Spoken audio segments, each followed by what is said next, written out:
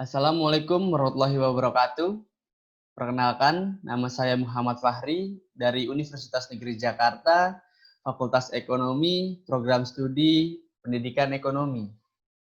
Saya adalah salah satu mahasiswa yang melaksanakan praktik keterampilan mengajar di SMA Negeri 59 Jakarta, dan di kesempatan pada kali ini saya akan membuat video pembelajaran mengenai bab 4, yaitu keseimbangan dan struktur pasar, di mana bab yang akan kita bahas adalah permintaan dan penawaran serta keseimbangan pasar. Adapun tujuan dari pembelajaran ini, yakni setelah mempelajari bab ini, siswa diharapkan mampu ada 7 poin yang bisa kita lihat sama-sama pada layar PowerPoint. Adapun media dan metode yang saya gunakan, adalah tanya jawab dan diskusi agar siswa dapat terangsang sifat-sifat atau daya pikir kritisnya gitu. Lalu media yang saya gunakan adalah Zoom Meeting, PowerPoint, dan Google Classroom. Adapun cara saya untuk mengevaluasi pembelajaran sampai mana daya pikir kritis siswa ini berkembang dan tumbuh, saya akan memberikan soal-soal yang akan meningkatkan daya pikir kritis dengan macamnya seperti pilihan ganda, lalu esai, lalu bisa teka-teki silang, lalu soal-soal yang membuat siswa menganalisis sebuah kasus. Itu bagaimana saya sebagai guru membuat siswa mampu untuk meningkatkan daya pikir mereka. Oke. Setelah kita mengetahui tujuan pembelajaran, metode, dan media, kita akan masuk ke dalam materi.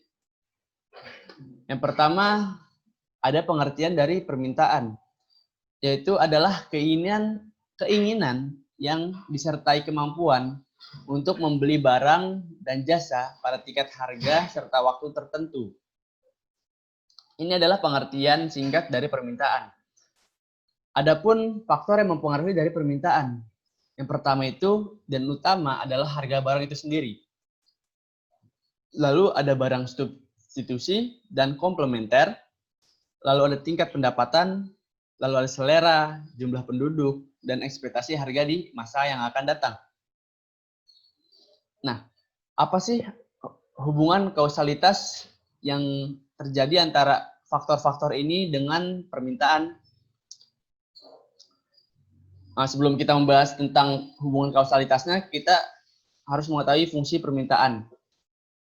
Fungsi permintaan adalah P sama dengan A minus BQ atau Q sama dengan A minus BP. Yang mana keterangan dari P adalah harga, Q adalah kuantitas, A adalah konstanta, dan B adalah kemiringan atau slope atau gradien. Oke.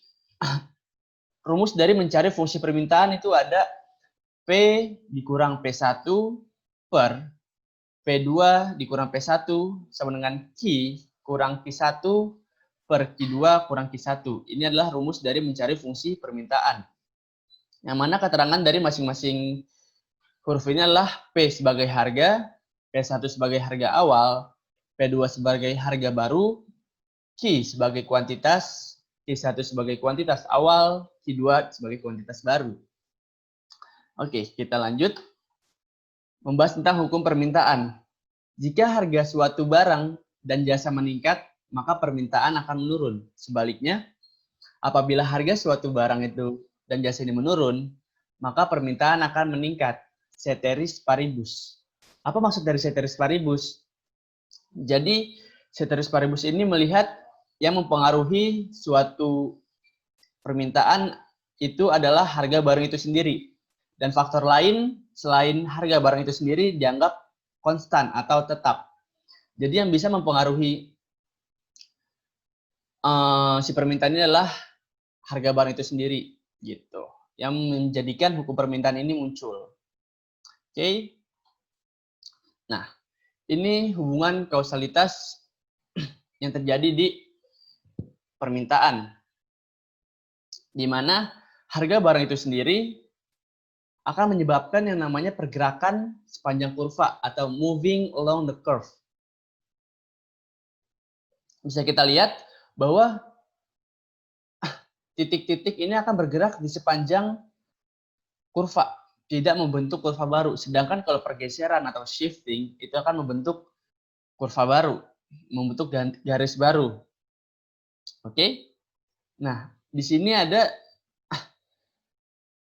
faktor yang mempengaruhi kurva permintaan bergeser ke kanan ataupun ke kiri. Itu jumlah penduduk, pendapatan, harga barang substitusi, harga barang komplementer, selera, dan perkiraan harga di masa yang akan datang.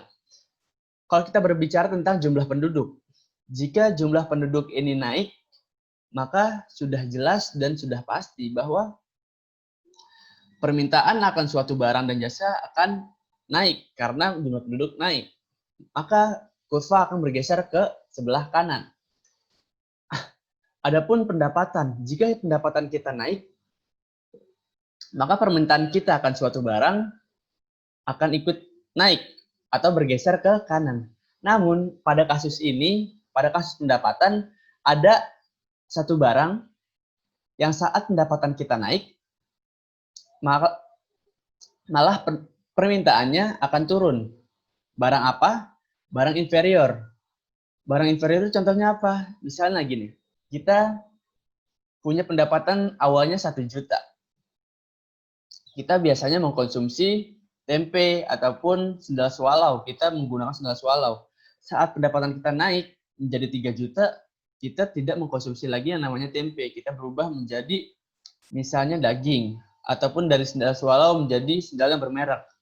Nah, pada kasus ini, pendapatan akan mengurangi permintaan dari barang tersebut, yaitu barang inferior.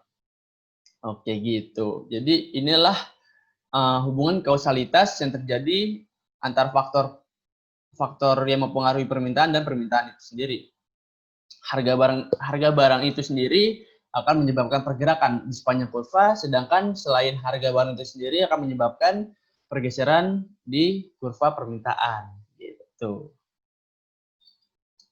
Oke, ini contoh dari pergerakan di sepanjang kurva dari titik A, B, C, D, E. Ini bergerak di sepanjang garis kurva. Kalau pergeseran akan membuat kurva baru, ada pergeseran ke kanan ataupun ke kiri. Ini berbicara tentang permintaan. Kita sekarang bakal mencoba mencari fungsi dari permintaan. Nanti ujungnya kita akan membuat yang namanya kurva permintaan. Oke. Nah, kita diketahui pada saat harga 10.000, jumlah barang yang diminta sebesar 40.000. Kemudian harga turun menjadi 8.000, jumlah barang yang diminta sebesar 50.000 unit. Ada kenaikan permintaan karena harga turun. Oke, tentukan fungsi permintaannya. Nah, tadi kita sudah ketahui bahwa P dikurang P1 per P2 dikurang P1 sama dengan Q kurang Q1 per Q2 kurang Q1. Nah, kita masukin angka-angkanya. P dikurang P1-nya tadi 10.000 per P2-nya 8.000 dikurang 10.000. Jadi P kurang 10.000 per 8.000 dikurang 10.000. Ini untuk bagian yang harga. Nah, sama dengan Q dikurang Q1. Q1-nya tadi 40.000. Lalu per Q2-nya 50.000 dikurang Q1 berarti 40.000. Berarti Q kurang 40.000 per 50.000 dikurang 40.000. Nah, kita sederhanakan menjadi seperti ini. P dikurang 10.000 per minus 2.000 sama dengan Q kurang 40.000 per 10.000. Oke, kita kali silang. Setelah kita sederhanakan perhitungannya, penjumlahannya kita kali silang. Yang kiri atas dikali dengan kanan bawah, dan kiri bawah dikali dengan kanan atas. Dan hasilnya akan menjadi seperti ini. 10.000 P dikurang 100 juta sama dengan minus 2.000 Q plus 80 juta. Lalu kita pindahkan konstanta yang ada di sebelah kiri, karena kita akan membuat yang namanya fungsi permintaan. Kita pindahkan yang 100 juta minus 100 juta ke sebelah kanan. Kalau minus pindah ke sebelah kanan melewati sama dengan, maka akan menjadi positif karena dari minus. Oke, selanjutnya bentuknya akan jadi seperti ini. 10.000 P sama dengan minus 2.000 Q plus 80 juta plus 100 juta.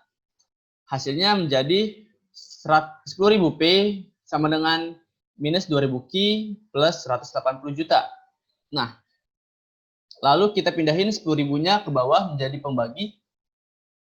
Jadi P sama dengan minus 2.000 Q plus 180 juta per 10.000. Maka P sama dengan minus 0,2 Q plus 18.000. Maka P sama dengan 18.000 minus 0,2 Q. Kita ingat bahwa fungsi dari permintaan adalah P sama dengan A plus B Q. Oke, kita sudah mendapatkan yang namanya fungsi dari permintaan, yaitu P sama dengan 18.000 dikurang 0,2 Q. Nah, kita mencari kurva permintaan, grafik fungsi permintaan, oke? Kalau kita tadi sudah tahu bahwa P sama dengan 18.000 dikurang 0,2 Q, maka kita masukkan. Kita mau mencari yang memotong sumbu P. Syaratnya Q harus 0. Oke? Maka saat Q 0, sehingga P sama dengan 18.000 minus 0,2 Q, saat Q-nya 0, maka P sama dengan 18.000. Nah, untuk memotong sumbu Q, syaratnya adalah P harus 0.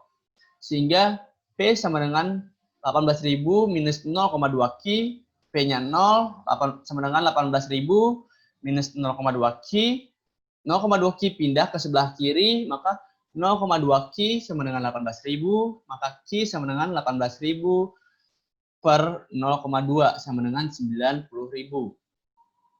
Ini merupakan grafik dari permintaan gitu, 18.000 untuk P-nya dan 90.000 untuk Q-nya. Gimana anak-anak? Sudah mengerti bagaimana kita mencari dari fungsi permintaan itu sendiri dan membuat kurva atau grafik permintaan? Oke. Kita lanjut ke penawaran. Penawaran adalah barang atau jasa yang tersedia dan ditawarkan oleh produsen kepada konsumen pada berbagai tingkat harga waktu tertentu. Ini merupakan definisi dari penawaran. Adapun faktor-faktor yang mempengaruhi dari penawaran. Ada kemajuan teknologi, biaya produksi, persediaan sarana produksi, ekspektasi produsen, harga barang jasa lain, pertambahan jumlah produsen. Itu merupakan faktor-faktor yang mempengaruhi dari penawaran.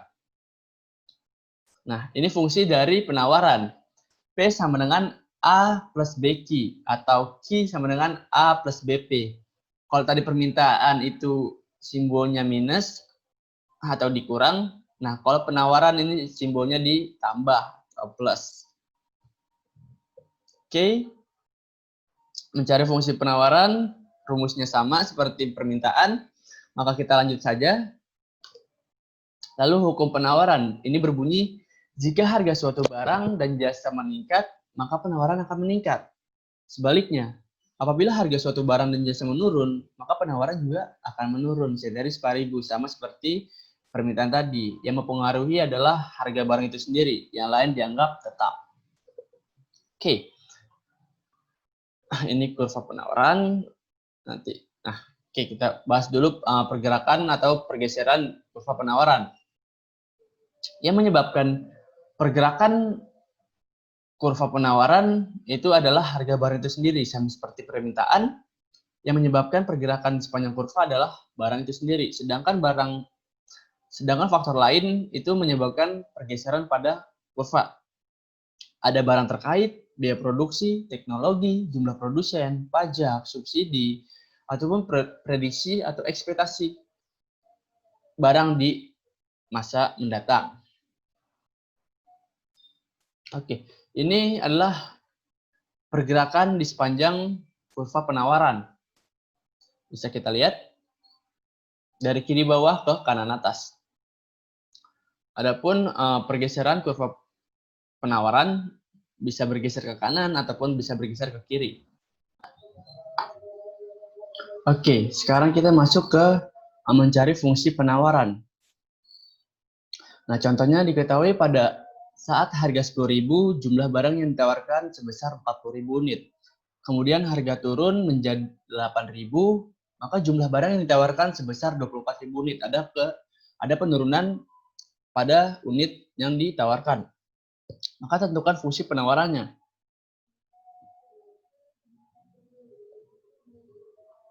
Oke, kita masukkan rumusnya. Maka kita masukkan angka-angkanya. P dikurang 10.000 per 8.000 dikurang 10.000 sama dengan Q kurang 40.000 per 24.000 dikurang 40.000. Maka kita sederhanakan menjadi P sama dengan, P minus 10.000 per minus 2.000 sama dengan Q kurang 40.000 per minus 16.000. Oke, setelah ini kita kali silang menjadi minus 16.000 P plus 160 juta sama dengan minus 2.000 Q plus 80 juta. Kita pindahkan lagi konstanta yang ada di sebelah kiri karena kita akan membuat sebuah fungsi penawaran. Maka 160 juta konstanta kita pindahkan sebelah kanan, dari plus pindah ke sebelah kanan jadi minus berarti. Jadi hasilnya adalah minus 16.000 P sama dengan minus 2.000 Q plus 80 juta minus 160 juta. Hasilnya seperti ini. Oke. Setelah itu kita buat minus 16.000-nya pindah ke bawah. Jadi P sama dengan minus 2.000 Q minus 80 juta per minus 16.000. Oke. Lalu P sama dengan 0,125 Q plus 5.000. P sama dengan 5.000 plus 0,125 Q. Karena kita ingat bahwa rumus atau fungsi dari penawaran adalah P sama dengan A plus BQ. Oke. Maka konstanta dahulu baru BQ-nya gitu. Oke, setelah ini kita udah dapat fungsi dari penawaran, maka kita buat kurvanya atau grafiknya. Nah, cara menentukan titik potong sumbu P syaratnya adalah Q sama dengan 0. Sehingga P sama dengan 5.000 plus 0,125 Q adalah P sama dengan 5.000 plus 0,125 Q kali 0. Kini kita ganti 0, maka P sama dengan 5.000. P sudah diketahui 5.000, lalu kita cari yang memotong sumbu Q. Syaratnya P-nya harus 0, sehingga P sama dengan 5.000 plus 0,125 Q, P-nya 0, maka sama dengan 5.000 plus 0,125 Q. 0,125 Q pindah ke sebelah kiri menjadi minus, jadinya minus 0,125 Q sama dengan 5.000. Q sama dengan 5.000 per minus 0,125 Q. Hasilnya adalah minus 40.000. Maka kita sudah mendapatkan yang namanya P 5.000 dan Q minus 40.000. Kita buat gambarnya dari kiri bawah menuju kanan atas. Oke, ini adalah grafik fungsi penawaran. Oke, setelah kita sudah mendapatkan yang namanya grafik permintaan dan penawaran, maka kita masuk ke keseimbangan pasar. Rumus untuk menentukan keseimbangan pasar adalah PD sama dengan PS atau harga permintaan, fungsi dari harga permintaan sama dengan fungsi harga penawaran, ataupun fungsi kuantitas permintaan sama dengan fungsi kuantitas penawaran gitu. Maka kita sudah mendapatkan fungsi dari permintaan, dan fungsi dari penawaran, maka kita tinggal hitung saja, kita masukkan angka-angkanya. Nah, kalau kita sudah lihat tadi nih, fungsi dari permintaan adalah P sama dengan 18.000 minus 0,2 Q, dan fungsi dari penawaran adalah P sama dengan 5.000 plus 0,125 Q, maka kita masukkan saja. PD sama dengan PS. Fungsi permintaannya berapa? 18.000 minus 0,2 Q, sama dengan fungsi PS atau fungsi penawaran, berarti 5.000 plus 0,125 Q. Kita samakan yang Q dengan yang Q dan konstanta dengan konstanta. Maka yang 0,125 Q pindah ke sebelah kiri dan 18.000 pindah ke sebelah kanan.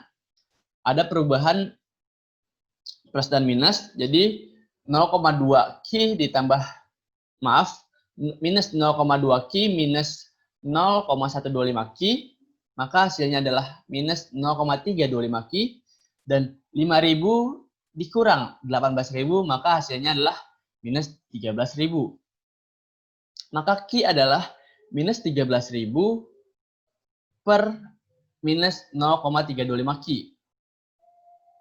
Minus 0,325. Maka Q adalah 40.000. Maka kita sudah mendapatkan yang namanya kuantitasnya, 40.000 unit. Lalu kita mencari P. Cari P melalui persamaan fungsi. Jadi kita masukkan kuantitas yang sudah kita dapatkan ke fungsi yang sudah kita punya. Misalnya kita membuat dari fungsi permintaan. Fungsi permintaan adalah 18.000 dikurang 0,2 Q.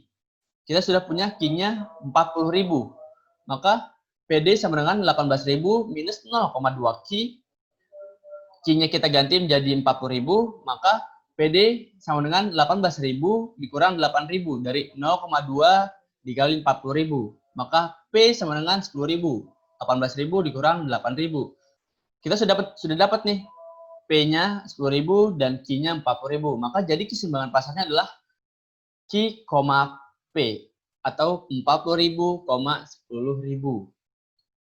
Nah, kalau kita lihat di grafik yang sudah ada di layar PowerPoint ini, kita lihat grafik dari permintaan 18.000 dan 90.000 yang pertama-tama kita cari di slide-slide sebelumnya.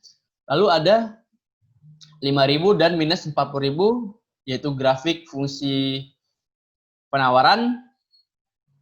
Lalu ada keseimbangan pasar, yang mana saat permintaan dan penawaran ini berpotongan. Nah, tengah-tengahnya itu atau berpotongannya itu adalah keseimbangan pasar. Pada titik mana? Pada titik kuantitasnya adalah 40.000 dan harganya adalah 10.000. Ini adalah keseimbangan pasar. Nah, di keseimbangan pasar ini ada yang namanya premi konsumen dan premi produsen. Apa sih itu premi konsumen dan premi produsen? Jadi, di premi konsumen inilah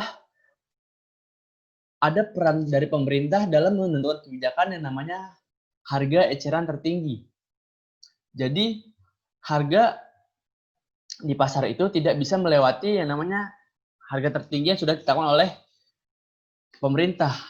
Itu disebut dengan selling price. Selling price. Selling price.